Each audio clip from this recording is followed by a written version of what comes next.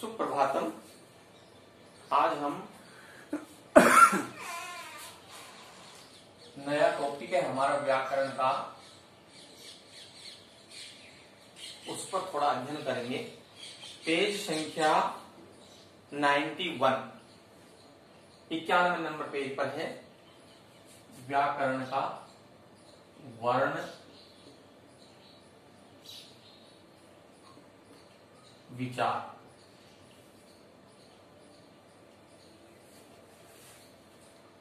किसी भी भाषा का अध्ययन करने से पूर्व सबसे पहले हमको वर्णों का ज्ञान होना बहुत जरूरी है। इसी क्रम के अंदर जो है आगे हम जो है वर्ण विचार जो है इस पे अध्ययन करेंगे। तो संस्कृत भाषा में कुल जो है 48 वर्ण बताए गए हैं, 48। ठीक है, इनका प्रयोग होता है। ये वर्ण जो है ये संस्कृत भाषा में 3 भागों में बांटे गए।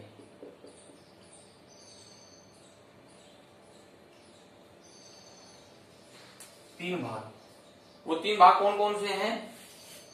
एक है स्वरा, स्वर। दूसरा है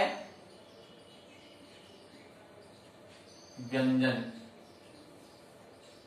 और तीसरा भाग कौन सा है? अयोगवा।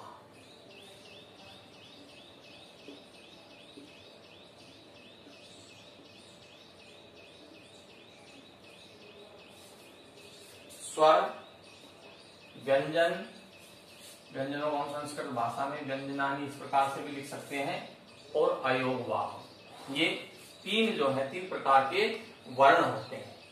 अब सबसे पहले हम आज जो है स्वर वर्ण का जो है अध्ययन करते हैं। संस्कृत भाषा में स्वर कितने होते हैं और कौन कौन से होते हैं? तो संस्कृत भाषा में स्वर की संख्या 13 मानी गई। ठीक है, अब ये स्वर जो है इसके भी 2 भाग होते हैं। वो कौन कौन से होते हैं?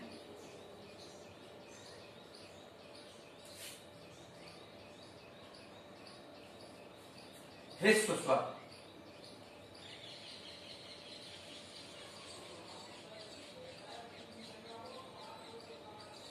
और दीर्घ स्वरा।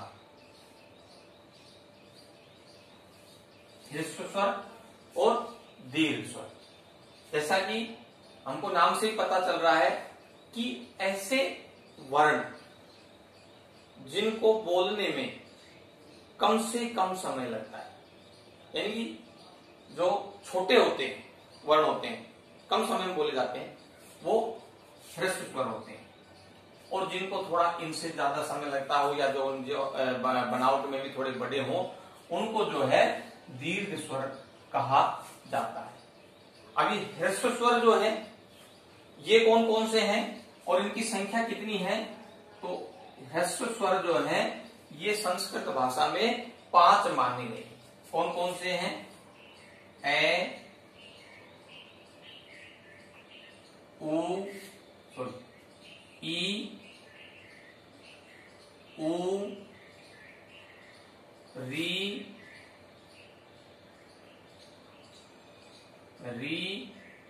और ली। ए, ई, उ, री और ली। और दीर्घ कौन कौन से हैं? आ, ई, री,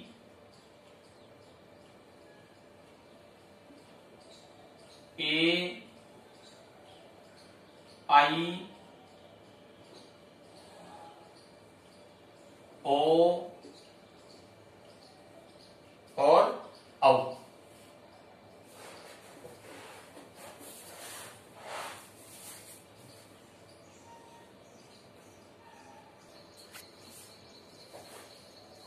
ई उ, एक वर्ण रह गया यहाँ पर उ, बड़ा उ, री ए आई ओ औ। इस प्रकार से इनकी संख्या हो गई 8। आ ई री उ री ए आई ओ औ 8। ठीक है, 8 और 5 कितने हो गए? 13। इस प्रकार से स्वर्ण वर्णों की संख्या हो गई 13। ठीक है, अब आता है हमारा व्यंजन वर्ण, व्यंजनानी। तो संस्कृत भाषा में व्यंजन कितने होते हैं, ये इस बात का हमको ज्ञान होना बहुत जरूरी। तो संस्कृत भाषा में 33 व्यंजन बताए गए। व्यंजनों की संख्या कितनी बताई गई है? 33। ठीक है, अब इसके अंदर भी बताया गया है कि व्यंजनों के भी 2 भाग होते हैं।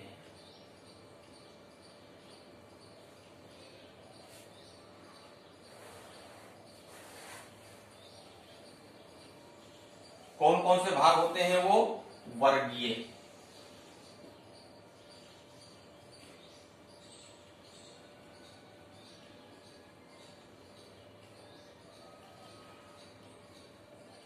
व्यंजनानी, और अवर्गीय।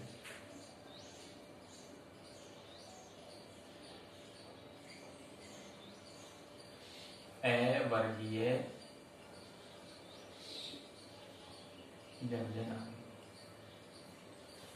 एक तो जो वर्ग में यानी कि समूह के अंदर वर्ण आते हैं उनको वर्गीय व्यंजन बोलते हैं, और एक अवर्गीय व्यंजन होते हैं जो व्यंजन तो होते हैं लेकिन उनका कोई वर्ग नहीं होता है, उनका उच्चारण स्थान भी अलग ही होता है।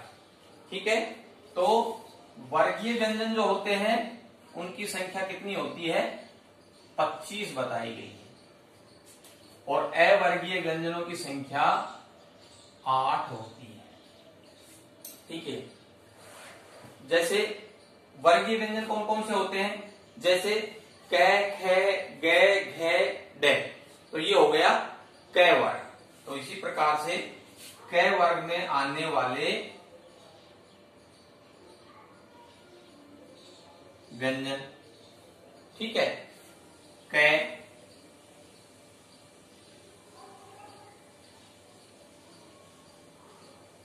ख, ग, घ और अड़। क, ख, इसको अलग कर दीजिए, क, ख, ग, घ और अड़। ये इसको क्या बोलेंगे? क वर्ग। 1 2 3 4 5, ये हो गया क वर्ग। फिर आता है ख वर्ग। ख वर्ग में कौन कौन से वर्ग? सॉरी, ख वर्ग नहीं आएगा। फिर आता है च वर्ग। च वर्ग, च वर्ग में कौन कौन से व्यंजन आएंगे? च वर्ग है च, छ, ज, झ और ये। ठीक है, इसमें भी कितने वर्ण हैं? 1 2 3 4 5। क, च, ट, ट वर्ण।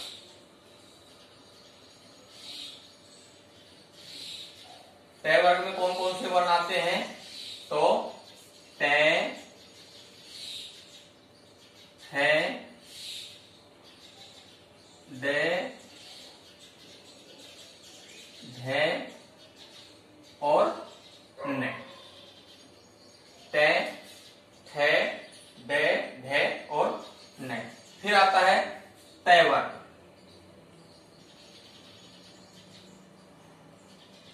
कौन सा आता है? त वर्ग। त वर्ग में कौन कौन से वर्ण आते हैं? त, ठ, द, ध और न। त, थ, द, ध और न। और फिर आता है आपका प वर्ग। प वर्ग में आने वाले वर्ण कौन कौन से हैं? पै, है, बै, भै और मैं। अब देखिए इस प्रकार से अब ये वर्ण कितने हो गए इनकी हम गिनती करते हैं। हर वर्ग के अंदर 1 2 3 4 5 ये टोटल जो है हमारे पास कुल 5 वर्ग हो गए और एक वर्ग में वर्णों की संख्या है कितनी 5। 5 इसमें हो गए, 5 इसमें हो गए, सब में जो है 5 वर्ग, 5 10 15 20 और इस प्रकार से इनका योग कितना हो गया 25। ठीक है, तो वर्गीय व्यंजन जो है उनकी संख्या कितनी हो गई 25 हो गई। अब आता है हमारे जो है अवर्गीय व्यंजन। अवर्गीय जो व्यंजन है इनके अंदर जो है इनके भी दो भाग होते हैं। एक तो अंतस्थ वर्ण, अंतस्था, ठीक है, अर्थात जो मुख के अंदर में स्थित भाग से बोले जाने वाले वर्ण, और एक दूसरे हैं ऊष्माने। अंतस्थ कितने होते हैं 4 और ऊष्माने इनकी संख्या कितनी होती है 4। ठीक है, अंतस्थ वर्ण कौन कौन से होते हैं ये, रे, ले और वे। और ऊष्माने वर्ण कौन कौन से होते हैं से,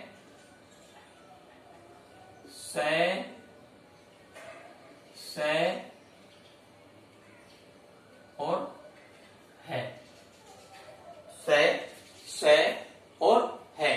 तो ये कितने हो गए अंतस्थ वर्ण 4 हो गए और ऊष्माने वर्ण कितने हो गए 4 हो गए। इस प्रकार से इन दोनों का कुल कितना टोटल हो गया 8 और 25 बराबर कितने हो गए ये 33 वर्ण। इस प्रकार से व्यंजन वर्णों की संख्या कितनी हो गई 33 और स्वर वर्णों की संख्या कितनी थी 13। ठीक है, तो 33 प्लस 13 कितने हो गए 46, यानी कि 46 वर्ण हो गए। अब आता है हमारा तीसरा अयोगवाह, अर्थात अयोगवाह वर्ण कौन से होते हैं और इनकी संख्या भी जो है कितनी होती है। तो यहां पर हम लिख देते हैं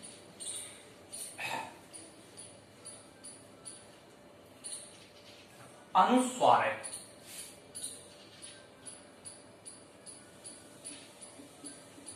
अनुस्वार। तो देखिए अनुस्वार जो होता है वो एक मात्रा के रूप में जो है स्थित होते हैं। जैसे हम लिखेंगे व्यजनम, व्यजनम। ठीक है, तो ये व्यजनम के अंदर जो ये मैं है ये जो है हम इसको अनुस्वार के रूप में यहां ऊपर भी लिख सकते हैं इस प्रकार से। अब हम इसका उच्चारण करेंगे तो भी व्यजनम ही कहेंगे। ठीक है, इस प्रकार से इसकी संख्या कितनी हो गई 1। ठीक है, और उसके बाद में दूसरा आता है विसर्ग। विसर्ग शब्द के पीछे जैसे बालक, तो ये यहां पर हमने विसर्ग का प्रयोग कर दिया। इसको हम आकृति को क्या बोलेंगे विसर्ग, ये इस आकृति को विसर्ग बोलेंगे। तो अनुस्वार 1 और विसर्ग 1, इस प्रकार से इन दोनों की संख्या कितनी हो गई 2। तो 46 प्लस 2 बराबर 48। ठीक है, इस प्रकार से हमारे संस्कृत भाषा के अंदर जो है 48 जो है अष्टाचत्वारिंशत् जो है वर्णा भवन्ति। अत्र वयं कथितुं शक्यते यत् वर्णानां भाषाया कृते अति महत्वं वर्तते। ठीक है, तो हमारे यहाँ पर कई जैसे छोटे छोटे प्रश्न बनते हैं, इसके अंदर से आप भी प्रश्न बना सकते हैं। सबसे पहले तो संस्कृत भाषा में कितने वर्ण होते हैं, ठीक है।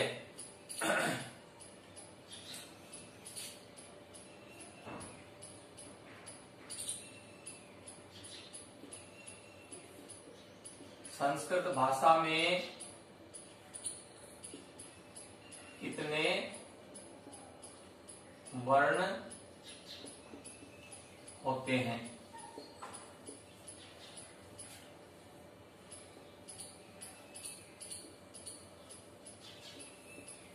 ठीक है। स्वर कितने होते हैं, व्यंजन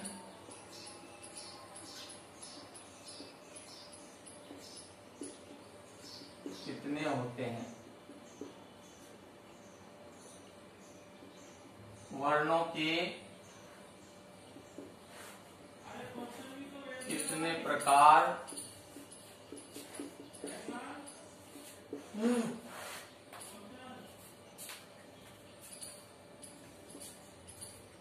और इस प्रकार से अपन कई प्रश्न बना सकते हैं। जैसे कै वर्ग कौन कौन से होते हैं, च वर्ग कौन से होते हैं, ट वर्ग कौन से होते हैं, पै वर्ग कौन से होते हैं और तय वर्ग कौन से होते हैं, और अयोगवाह कौन से होते हैं, और अयोगवाह के अंदर कितने प्रकार के वर्ण होते हैं, ठीक है। विसर्ग की आकृति कैसी होती है, अनुस्वार की कैसी होती है, ठीक है, और व्यंजन कितने होते हैं, और जो है अंतस्थ वर्ण कौन से हैं, उष्माणु वर्ण कौन से हैं। इस प्रकार से हम एक वर्ण विचार के ऊपर जो है कई प्रश्न जो है बना करके इस टॉपिक को जो है हल कर सकते हैं, याद कर सकते हैं। ये बहुत महत्वपूर्ण है, इसको आपको अच्छे से याद करना है और अपनी जो है पाठ्य पुस्तक में लिखना है, और इसके अंदर आप जितने प्रश्न बना सकते हो बना करके उनके आंसर लिखें और खुद इसको चेक करें, ठीक है। धन्यवाद।